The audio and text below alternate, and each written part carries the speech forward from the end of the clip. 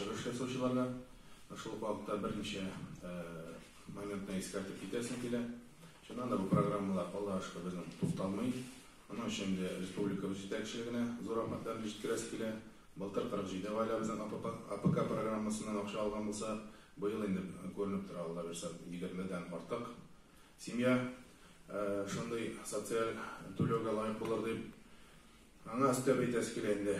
Безнең алдагы шәһәрдә барбыр тарихта булган хаталарны кабатламаска тырышу һәм инде шунысын да искәртеп китерә кирәк, бигрәк тә яшь гаиләләргә вакыт үтә тора.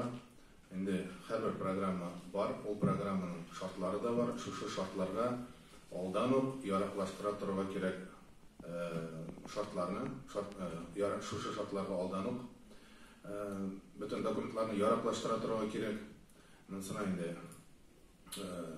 игътибарлы булсагыз иде, чөнки аудит тикшергәндә дә гомумән программада катнашучы 5 ел нуждаемость булу кирәк. Һәм инде әйткәнебезчә, нуждаемостьнең квадрат метры 18 квадрат метрдан бер кешегә, бер семья кешесенә 18 метр квадраттан артмаска тиеш. Шуның белән бер рәттән без һәр вакытта да бу мәсьәләгә җаваплы карарга тырышабыз. Һәм инде әйтергә кирәк, үзебезнең районыбыз башлыгы Юнавичта һәр даим очрашып тора бу мәсьәләләр буенча үзебезнең районыбыз халкы белән. Инде безгә дә шулай бик күп мөрәҗәгатьләр керә.